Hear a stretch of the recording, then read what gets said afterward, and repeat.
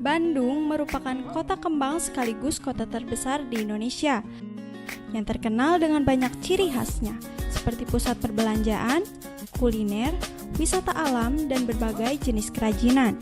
Contohnya kerajinan keramik dari tanah liat. Keramik memiliki banyak fungsi, termasuk sebagai wadah penyimpanan bahan makanan, alat memasak, alat makan, dan keramik dapat digunakan sebagai tempat perhiasan.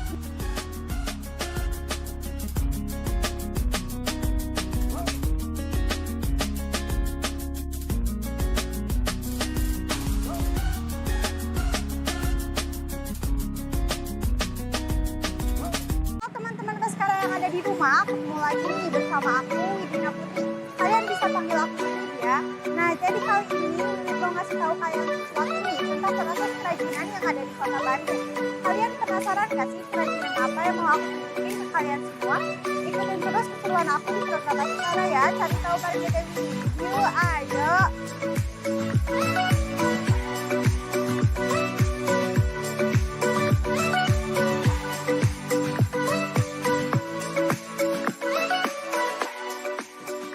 Oke teman-teman semua, sekarang aku sudah berada di tempat tujuan nih, yaitu di Bunz Keramik. Sekarang yuk kita masuk.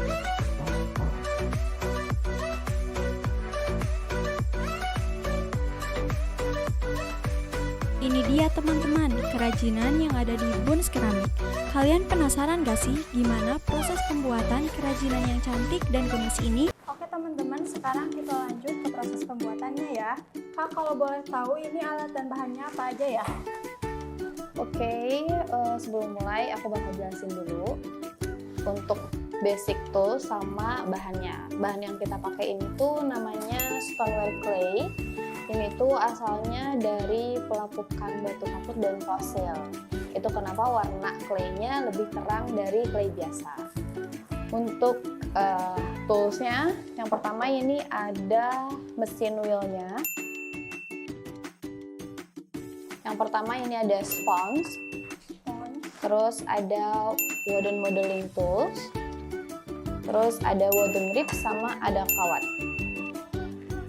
Oke, selain itu peralatan yang kita pakai yang pertama ada lap, kain lap sama ada apron. Oke, sekarang kita pakai dulu ini biar gak kotor.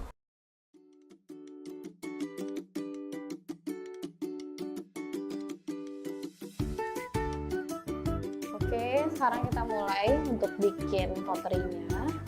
Pertama, untuk posisi duduk kakaknya boleh agak terbuka kayak gini. Nanti sikutnya bertumpu di paha, badannya agak condong ke depan ya. Kita mulai nyalain dulu mesin wheelnya. Kita bersihin dulu wheelnya. Udah, boleh diberhentiin. Kita buka nih. Ya, dibuka claynya, terus kita mulai lempar. Oke, sekarang kita mulai. Tahapan pertama namanya centering. Centering itu fungsinya bikin claynya nempel dan ada di tengah, di center. Oke, basahin dulu airnya, basahin dulu tangannya, sorry. Terus kita mulai nge-center.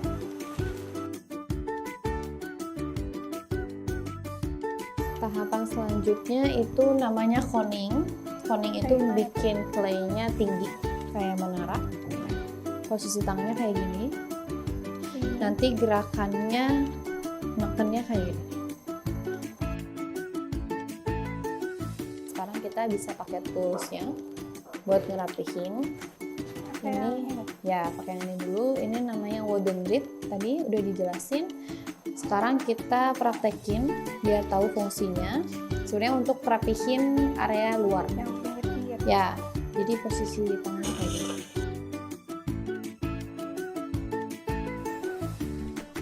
Kalau udah gimana? Sekarang kita cutting.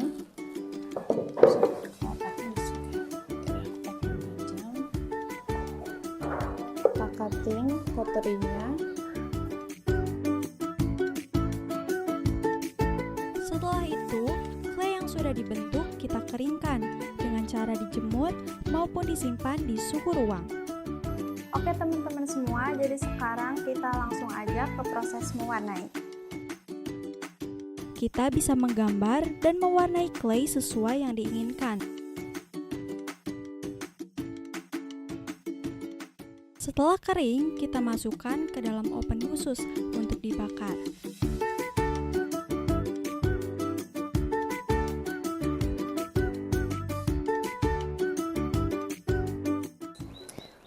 Untuk awal didirikannya itu yang pertama karena ada aktivasi ruang. Aktivasi ruang itu kan ini awalnya terbengkalai.